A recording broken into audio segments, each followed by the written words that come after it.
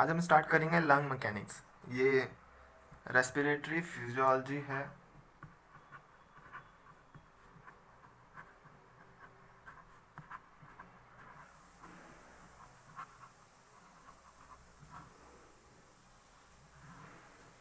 Lung mechanics के अंदर हम पढ़ेंगे मसल्स ऑफ रेस्पिरेशन,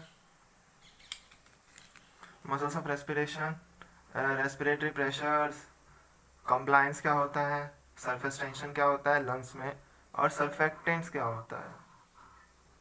यहाँ सर्फेक्टेंट्स का बहुत मेजर रोल है। सबसे पहले हम देखते हैं मसल्स ऑफ रेस्पिरेशन। रेस्पिरेशन में इंस्पिरेशन और एक एक्सपिरेशन आता है। इंस्पिरेशन मतलब सांस लेना, सांस अंदर की तरफ लेना। उस वो जो प्राइमरी मसल्स है जो चेस्ट को या लंग्स को इन्फ्लेट करती है वो डायफ्राम और एक्सटर्नल इंटरकॉस्टल मसल्स है। और एसेसरी मसल जब हम extra amount of air inhale करते हैं तब कौन कौन सी मसल्स चेस्ट को इन्फ्लेट करने में हेल्प करती है, वो उसको एसेसरी मसल्स कहते हैं। उसमें स्टर्नोक्लिडोमास्टोइड मसल, स्केलेटनी मसल और स्कैपुला का जो एलिवेटर्स है वो भी, और पेक्टोरल मसल्स। पेक्टोरल मसल्स सब में नहीं करती बट जिसमें डेवलप हो गई है उसमें करती हैं पेक्टोरल मसल्स। अब हम देखेंगे कि एक्सपीरेशन के टाइम पे कौन कौन सी मसल्स हेल्प करती है एक्सपीरेशन करने में। वैसे तो एक्सपीरेशन एक पैसिव मूवमेंट है, मतलब जब हम लंग्स को इन्फ्लेट करते हैं तो लंग्स में एक प्रॉपर्टी है अपने आप रिकॉयल करने की। जैसे कि रबड़ को, जब हम रबड़ को खींचते हैं तो रबड़ को हमें वापस अपनी पोजीशन में लाने के लिए उस पर कोई फोर्स नहीं लगाना पड़ता, वो अपने आप ही अपनी ओरिजिनल पोजीशन पे आ जाता है। उसी तरह से एक्सपीरेशन के टाइम पे भी जब हमने रेस्पिरेशन इनहेलेशन में जब हमने लंग्स को इन्फ्लेट किया तो हमें उसको वापस से ओरिजिनल पोजीशन में लाने के लिए या डिफ्लेट करने के लिए कोई एक्स्ट्रा प्रेशर की ज़रूरत नहीं है, वो एक पैसिव मूवमेंट है। इसमें फिर भी जो प्राइमरी मसल इन्वॉल्व होती हैं वो होती है इंटरनल इंटरकॉस्टल। बट कभी कभी ये होता है कि जब हम एक्सरसाइज करते हैं तब हमारा रेस्पिरेशन रेट है वो इंक्रीज हो जाता है, तो उस टाइम पे जो एक्सेसिव एयर जो हमें अपने लंग से बाहर निकालनी है ताकि हम ज़्यादा से ज़्यादा एयर इनहेल कर पाए, उसके लिए एब्डोमिनल मसल्स में रेक्टस एब्डोमिनस। अब देखते हैं movement of thoracic cage. Movement of thoracic cage इसलिए इंपॉर्टेंट है क्योंकि थोरेसिक केज के अंदर ही लंग्स प्रेजेंट हैं, तो थोरेसिक केज का साइज बढ़ेगा तभी लंग्स का साइज बढ़ेगा। हम बाद में ये भी देखेंगे कि लंग्स और थोरेसिक केज आपस में जुड़े हुए हैं और वो क्यों जुड़े हुए हैं। जो एंटीरो पोस्टीरो डायमीटर है लंग्स का, थोरेसिक केज का साइज या वॉल्यूम बढ़ाने के लिए 3 डायमीटर दे रखे हैं जो कि इनको इंक्रीज करना इंपॉर्टेंट होता है। Anterior posterior diameter, transverse diameter और वर्टिकल डायमीटर। इनको इंक्रीज करने के लिए दो मैकेनिज्म है, एक तो बकेट हैंडल और एक पंप हैंडल।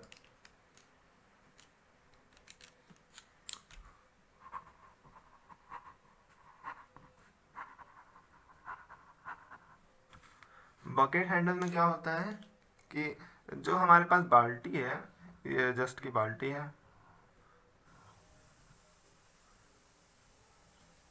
और ये सपोज दोनों तरफ इस पे वो पकड़ने वाला है ऐसे, तो वैसे ही बॉडी के में जो रिब केज है इसी बकेट हैंडल की तरह ही ये अप एंड डाउन करती है। जब जब रिब हमारा ऊपर की तरफ जाएगा तो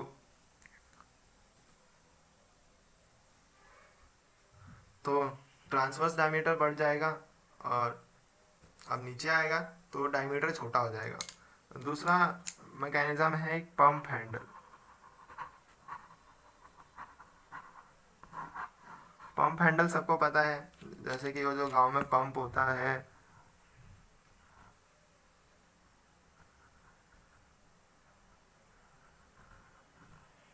और यहाँ से पानी आता है। इसको जब अपलिफ्ट करेंगे अप एंड डाउन तो पानी आता है। वैसे ही ये हमारे एक्सटर्नल इंटरकोस्टल मसल्स करती है up and down pump handle. और तीसरा जो था वो था vertical diameter. Vertical diameter just कि ये हमारा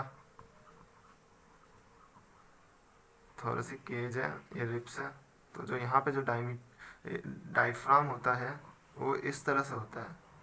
और जब ये कॉन्ट्रैक्ट और ये जब कॉन्ट्रैक्ट करेगा डायफ्राम तो ये सीधा हो जाएगा, फ्लैट हो जाएगा, तो वर्टिकल डायमीटर इंक्रीज हो गया है। तो वर्टिकल डायमीटर को इंक्रीज करने के लिए कौन हेल्प करता है? डायफ्राम। डायफ्राम क्या है? डायफ्राम प्राइमरी मसल्स है, प्राइमरी मसल है इंस्पिरेशन के लिए, इंस्पायरेशन।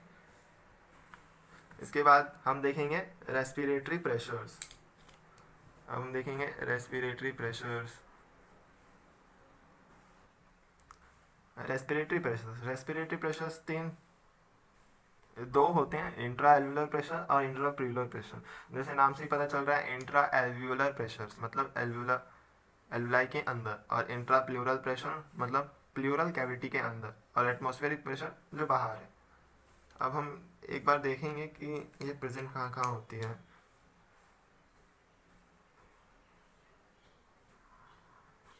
स्टेट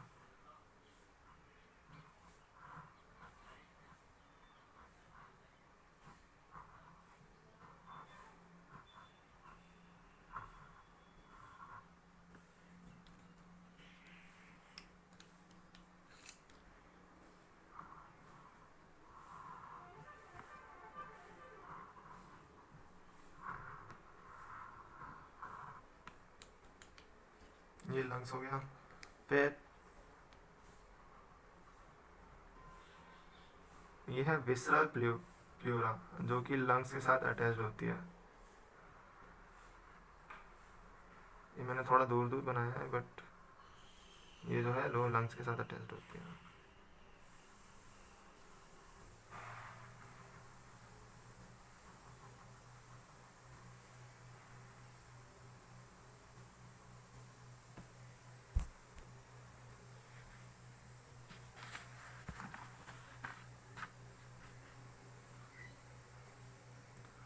अब देखेंगे हम पैराइटल प्लूरा।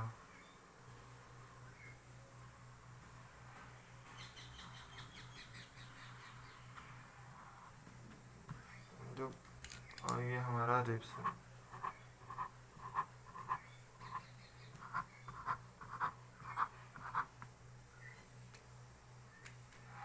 और ये इंटरकोस्टल मसल।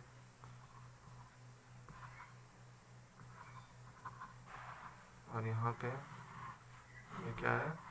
डायफ्राम। जो एल्वुलर प्रेशर है वो pressure existing in alveoli of lung. तो ये हमारा एल्वुलाई है, तो यहाँ पे क्या होगा? ये intra alveolar pressure, intrapleural pressure. ये अंदर वाली जो ये पैराइटल प्लूरा है वो चेस्ट वॉल के साथ अटैच्ड रहती है। पैराइटल प्लूरा और विसरल प्लूरा के बीच में एक फ्लूइड होता है जो कि उनको चिपका के रखता है। फिर भी इसमें एक प्रेशर डेवलप होता है, उसको बोलते हैं इंट्रा प्लूरल प्रेशर। और थर्ड एटमॉस्फेरिक प्रेशर जो बाहर प्रेजेंट होता है। ये हमने देख लिया रेस्पिरेटरी प्रेशर्स, तो intra alveolar pressures, intra plural pressure और एटमॉस्फेरिक प्रेशर। जो एटमॉस्फेरिक प्रेशर होता है वो इस केस में हम 0 लेके चलते हैं, और इंट्रा प्लूरल प्रेशर वो नेगेटिव होता है। और ये जनरली एट रेस्ट, जब हम सांस नहीं ले रहे होते हैं या छोड़ रहे होते हैं, तो ये -5 होता है। ये नेगेटिव क्यों होता है ये हम आगे डिस्कस करेंगे कि इंट्रा प्लूरल प्रेशर नेगेटिव क्यों होता है। एक और प्रेशर होता है जिसको बोलते हैं ट्रांसम्यूरल प्रेशर। ये वाला ट्रांसम्यूरल प्रेशर। ट्रांसम्यूरल प्रेशर क्या होता है वो समझते हैं हम। अब मैं इसमें से एक सेक्शन को लार्ज कर दूंगा। यहाँ पे ये हमारा एल्वुलाई है,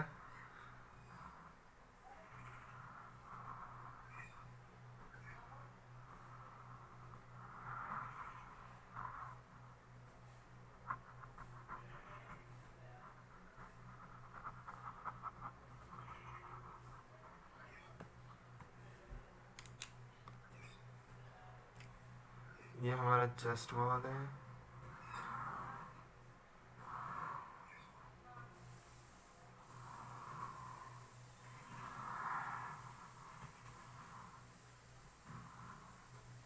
और इसमें रिप्रेजेंट है।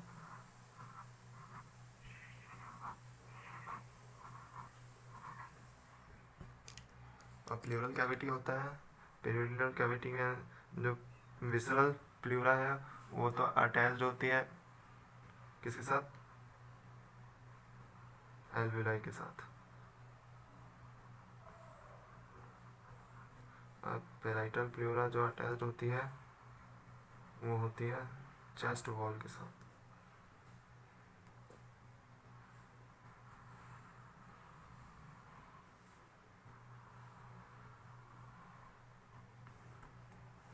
हो गई अटैच्ड।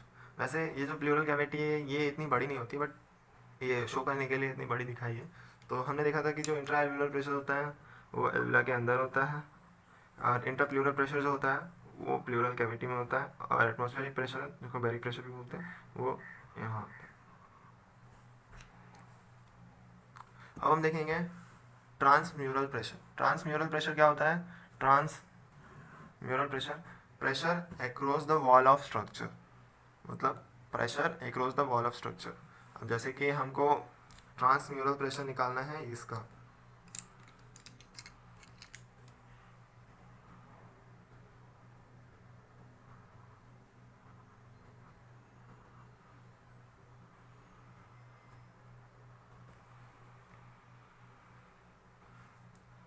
तो ट्रांसम्यूरल प्रेशर क्या होगा इस वॉल के अगेंस्ट, क्या होगा? आइए इस वॉल का pressure inside the wall minus pressure outside the wall, minus मतलब 1 - 2 ये होगा।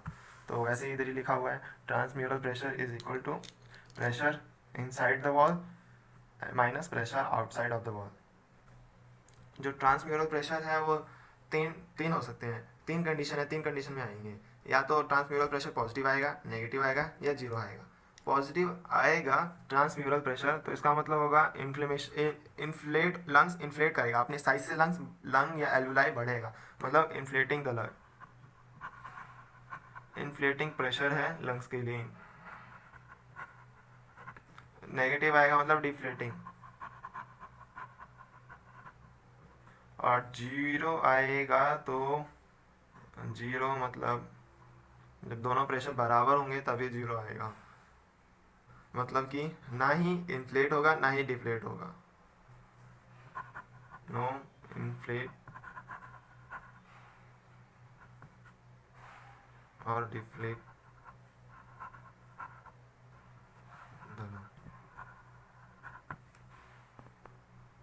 और जो ट्रांसम्यूरल प्रेशर है वो तीन टाइप के हो सकते हैं। पहला टाइप का ये एल्वियोलर के वॉल के क्रॉस, इसको बोलते हैं ट्रांस पल्मोनरी प्रेशर। क्या बोलते हैं इसको? Trans pulmonary pressure. Trans pulmonary pressure कितना होगा? यह होगा ट्रांसम्यूरल प्रेशर क्या होता है? Pressure inside the wall minus pressure outside the wall. वैसे ट्रांस पल्मोनरी प्रेशर क्या होगा? Trans pulmonary pressure, pressure inside the wall and pressure outside the wall, मतलब 1 - 2 ये होगा 1 - 2। 1 क्या है हमारा? 1 है intra alveolar pressure, intra alveolar pressure, और 2 क्या है हमारा? Intra plural pressure minus intra plural pressure.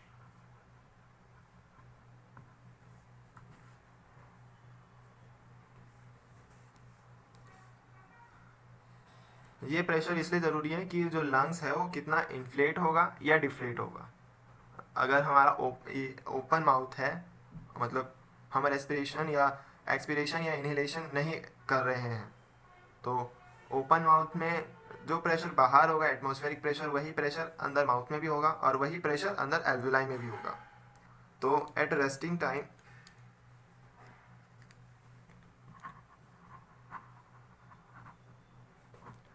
Time में क्या होगा, इंट्रा एल्वुलर प्रेशर 0 होगा और इंट्रा प्लूरल प्रेशर, जैसे कि मैंने पहले बताया था, रेस्टिंग टाइम पे इंट्रा प्लूरल प्रेशर -5 होता है। अब ये क्यों होता है हम बाद में डिस्कस करेंगे। तो क्या आएगा ये +5। तो रेस्टिंग टाइम पे ये इन्फ्लेट करेगा एल्वुलाई। अब हम देखते हैं ब्रीदिंग के टाइम पे क्या होगा। इंस्पिरेशन,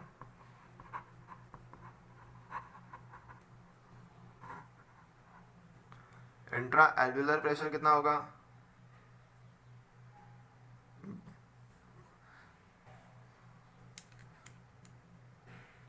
ये भी होगा 0, क्योंकि जब हम इनहेल करेंगे ऑक्सीजन या एयर तो जो बाहर प्रेशर होगा वही एल्वुलाई में होगा माइनस।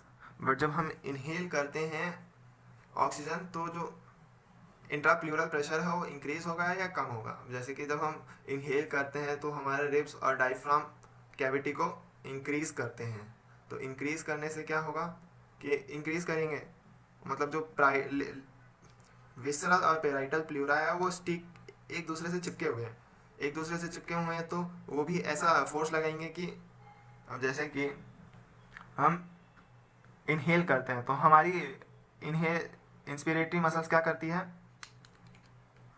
थोरैक्स को या चेस्ट वॉल को बाहर की तरफ पुल करती है, बाहर की तरफ पुल करती है। तो ये दोनों चिपके हुए हैं, ये दोनों चिपके हुए हैं और ये आपस में चिपके हुए हैं और ये आपस में चिपके हुए हैं। ये भी इसके साथ में पुल होगा, ये पुल होगा तो ये भी पुल होगा। तो इसका जो प्रेशर है इंट्राप्लूरल प्रेशर वो और नेगेटिव होगा, मतलब कि जैसे कि दो फोर्सेस अपोजिट डायरेक्शन में लग रहे हैं, एक फोर्सेस इधर और एक फोर्सेस इधर। तो क्योंकि देखो जो चेस्ट वॉल है उसको हम बाहर खींच रहे हैं, लेकिन जो लंग्स है उसकी कैपेबिलिटी है कि वो अंदर की तरफ ही रहे, वो रिकॉयल होने की ट्राई करेगा। तो एक फोर्स इधर लग रहा है और एक फोर्स इधर लग रहा है, तो दो फोर्स अपोजिट डायरेक्शन में हो रहे हैं, तो प्लूरल प्रेशर है वो और ज़्यादा नेगेटिव होगा। तो मान लेते हैं कि और ज़्यादा नेगेटिव में वो हो जाएगा -8, तो क्या हो जाएगा ये +8। तो it is inflating pressure.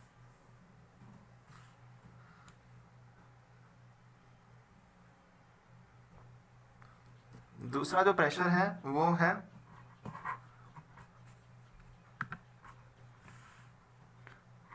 Trans thoracic pressure. Trans thoracic pressure क्या होता है, थोरैक्स के या चेस्ट वॉल के पास ये वाला, ये प्रेशर डिफरेंस। तो ये प्रेशर डिफरेंस कितना आएगा इनसाइड 2 - 3। 2 क्या है, इंट्राप्लूरल प्रेशर,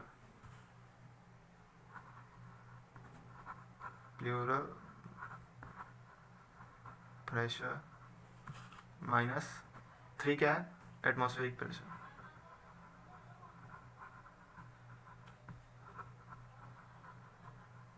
बट जो एटमॉस्फेरिक प्रेशर है वो 0 होता है, तो क्या होगा trans thoracic pressure intrapleural pressure ही होगा।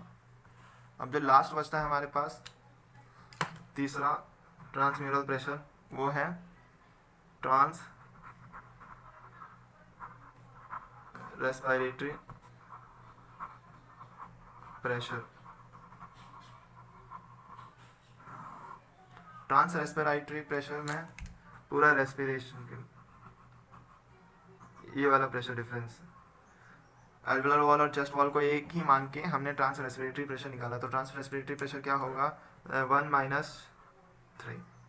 तो 1 - 3 क्या होगा, intra alveolar pressure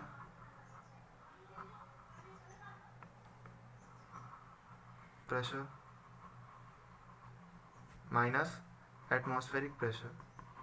atmospheric pressure क्या होता है 0, तो ये क्या होगा intra alveolar pressure, trans respiratory pressure.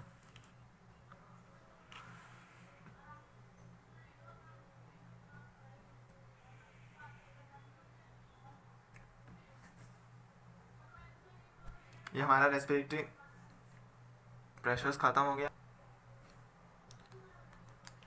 हमने मसल्स ऑफ रेस्पिरेशन देख लिया, रेस्पिरेटरी प्रेशर्स देख लिया। अब हम कल पढ़ेंगे कंप्लायंस, कंप्लायंस और इलास्टेंस अलग अलग है, एक नहीं है।